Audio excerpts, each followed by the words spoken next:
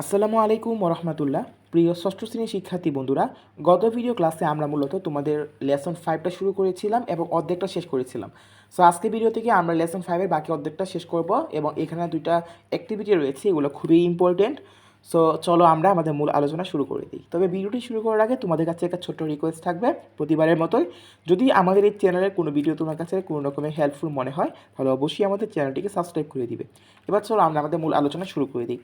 তো ফার্স্টে আমরা অ্যাক্টিভিটি B1 যেটা রয়েছে সেটা একটু খেয়াল করব। এখানে বলা হয়েছে নাও এখন ask and answer the questions in pairs. তোমাদেরকে জিজ্ঞাসা করতে হবে এবং আনসার দিতে হবে এই নিচের কোয়েশ্চেনগুলো ইন পেয়ার্স। ইন পেয়ার্স মানে হচ্ছে জুড়ায় জুড়ায়, ঠিক আছে। ফার্স্ট কোয়েশ্চেনটা কী রয়েছে? What time does Babul walk up? Bulbul, sorry আমি বাবুল মনে গত ভিডিওতে মনে বাবুলই বলেছিলাম, সেটার জন্য আমি দুঃখিত, এটা বুলবুল হবে। তো বুলবুল ওয়াক আপ, ঠিক আছে। What time does Bulbul walk up, অর্থাৎ বুলবুল সকালে কখন ওঠে, তাই না? সো এখান থেকে আমরা যদি একটু আগে চলে যাই তাহলে আমরা এই যে এখানে দেখতে পারবো, এই যে Bulbul he wakes up at 5 o'clock, he wakes up at 5 o'clock in the morning, ঠিক আছে। তো এখান থেকে তুমি লিখতে পারো যে বুলবুল ওয়াকস আপ ডাস্ট এখানে ওয়াকস আপ হয়ে যাবে, wakes up early in the morning. অথবা লিখতে পারো যে Bulbul wakes up at 5 o'clock, at 5 o'clock in the morning. Just এই যে এই লাইনটা যে দাগিয়ে দিলাম না, এই লাইনটা লিখে দিলে হয়ে যাবে। জাস্ট হির জায়গায় তোমরা এখানে বুলবুল লিখে দিবা, তাহলেই হবে। Where do the people of Shankar put their rubbish, ঠিক আছে। সো 2 নম্বর কোয়েশ্চেনটা যদি একটু খেয়াল করো, বলা হয়েছে যে শঙ্কর এলাকার মানুষরা তাদের রাবিশগুলো কোথায় রাখতো। সো এখানে দেখো এই যে এই লাইনটা লিখবা, এই যে এখান থেকে শুরু করে, এই যে এখান থেকে শুরু করে একটু খেয়াল করবে। আমি লাইন কালিটা একটু চেঞ্জ করে নিই, তাহলে তোমাদের বুঝতে সুবিধা হবে। আচ্ছা, তো আমি এই কালিটা নিই। সো দেখো এখান থেকে তোমরা এই কাজটা করতে পারো। এই যে পিপুল অফ শঙ্কর যে লাইনটা আছে, এই যে এই লাইনটা, ঠিক আছে, এই লাইনটা যেটা আছে এই লাইনটা এখান থেকে লিখে দেবো। People of Shankar put their rubbish in plastic bins and leave them in front of their houses. তাহলে 2 নম্বর কোয়েশনের আনসার কিন্তু এই যে এই লাইনটাই হবে, ঠিক আছে। এই লাইনটা হুবহু লিখে দিলেই হবে।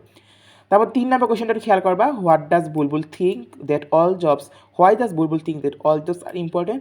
বুলবুল কেন চিন্তা করে যে সকল কাজই গুরুত্বপূর্ণ, ঠিক আছে। আসলে আমি যদি তোমার যদি বাংলাতে বলে দিই কথাটা, তাহলে তোমরা কিন্তু সহজেই বুঝতে পারবা।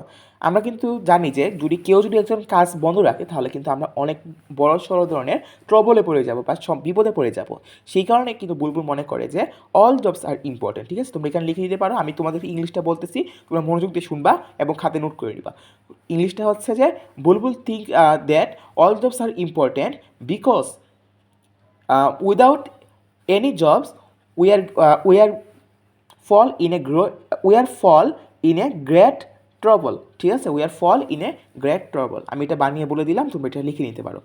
তারপর ডি নাম্বারটা দেখবা, what happened when Bulbul became sick.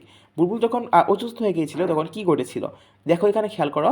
বুলবুল এই যে এই লাইনটা দেখো, Bulbul so he could not come to collect rubbish, ঠিক আছে। আচ্ছা, সো এখানে দেখো the people of Shankar area in great trouble, তাই না। এখান থেকে তোমরা লিখতে পারো যে এই কথা লিখতে পারো, when Bulbul became sick, when Bulbul became sick the people, এই যে এতটুকু লাইন যেটা রয়েছে সেটা তোমরা ফার্স্টে লিখে নিবা। এই যে এতটুকু লাইন যেটা রয়েছে ফার্স্টে তোমরা লিখে নিবা। লিখে নেওয়ার পর একটা কমা দিবা, কমা দেওয়ার পর তোমরা লিখবা হচ্ছে দ্য পিপুল, এই যে এখান থেকে শুরু করবা, এখান থেকে শুরু করবা, শুরু করে এক টানে তোমরা এই যে এই পর্যন্ত আসবা, এই যে এই পর্যন্ত লিখে নিবা। তাহলেই তোমাদের এই কোশ্চেনের আনসারটা হয়ে যাচ্ছে। এই নাম্বারটা দেখো, what will happen if Bulbul fall sick again. Bulbul যদি আবার অসুস্থ হয়ে যায় তাহলে কি হবে। তারপর তোমরা যেটা লিখবা যে এই যে এখান থেকে লিখবা if Bulbul fall sick again, এই যে এতটুকু লাইন আছে না, এতটুকু লাইনটা লিখবা। লিখে দেওয়ার পর তোমরা যেটা লিখবা সেটা হচ্ছে এই যে দ্য হোল, এই যে এখান থেকে জাস্ট এই পর্যন্ত লিখে দিবা, শেষ হয়ে যাবে। What will you say to Bulbul if you meet him. তুমি যদি বুলবুলকে দেখো তাহলে তুমি কী বলবা। আমি একটু ইংলিশে বলে দিই, আমি বলবো হচ্ছে যে ইফ আই মিট হিম, এই যে এতটুকু কথা অবশ্যই লিখতে হবে যে ইফ আই মিট হিম, ঠিক আছে। তারপর এরপর এই কথাটা লিখবা, I will say to Bulbul that his work is very great and his work is very helpful for people and our good good livelihood, ঠিক আছে, লাইভলিহুড। সো এই কথাটা তোমরা ইংলিশটা খাতায় লিখে নিতে পারো, আমি বানিয়ে বলে দিলাম, এটা আমি লিখলাম না। সো এবার আমরা B2-তে চলে যাব। B2টা আমরা একটু পরে আসতেছি, ঠিক আছে। এখানে একটা কম্পোজিশন বলা হয়েছে যে think of a person who helps you live well, right a composition on this person. এই মানুষটির উপর একটা কম্পোজিশন লিখতে হবে। Now answer the following question, এই কোয়েশ্চেনগুলো আনসার দিয়ে আমরা একটা কম্পোজিশন লিখবো। সো আমরা এখানে একটু পরে আসতেছি, আমরা 16 নাম্বারটা একটু খেয়াল করি। ল্যাঙ্গুয়েজ ফোকাস যেটা রয়েছে, notice the verbs in the italics in the following sentence. এই যে এখানে যে সেন্টেন্সগুলো রয়েছে, এখানে যে ভার্বগুলো রয়েছে সেগুলো আমরা একটু খেয়াল করো। বুলবুল, এই যে ভার্বটা কালেক্টস শেষে এস আছে, collects rubbish from the Shankar area in Dhaka. Everyday he wakes up, এই যে এখানে ওয়াক্স আপ যেটা রয়েছে সেটা খেয়াল করবা।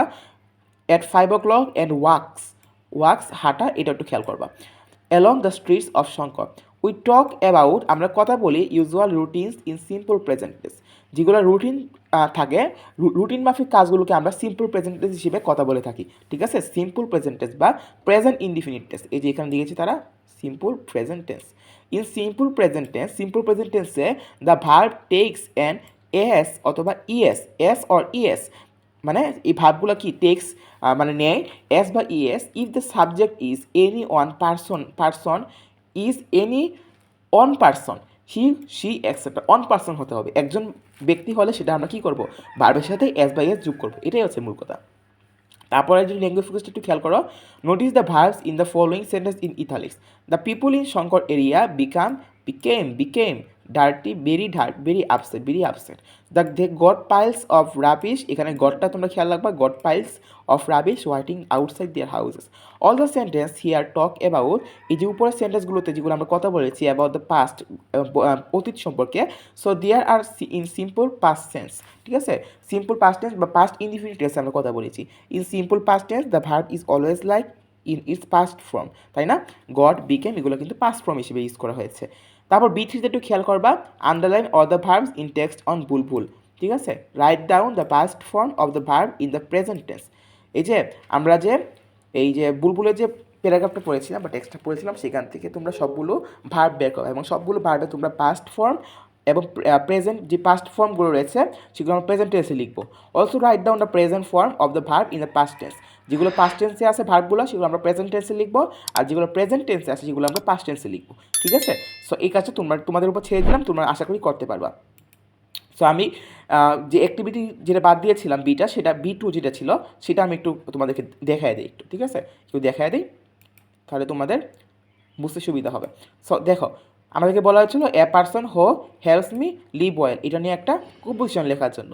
সো আমি এখানে বললাম আই ওয়ান্ট টু রাইট, আমি লিখতে চাই about the person who helps me live well, যে আমাকে ভালোভাবে বাঁচতে বা বসবাস করতে সাহায্য করে।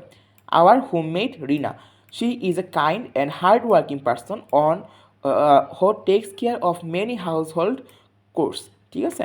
সো এগুলো আসলে সবগুলো ইংলিশে তোমরা পারবা, জাস্ট তোমরা এখান থেকে দেখে নিবা একটু। হোয়াট ডাজ শি ডু, এটার উত্তরটা আমি এখানে লিখে দিয়েছি, তোমরা এখান থেকে একটু নোট ডাউন করে নিবা। এবং B নাম্বারের উত্তরটা যেটা রয়েছে সেটা আমি এখানে লিখে দিয়েছি, সেটা তোমরা একটু নোট ডাউন করে নিবা।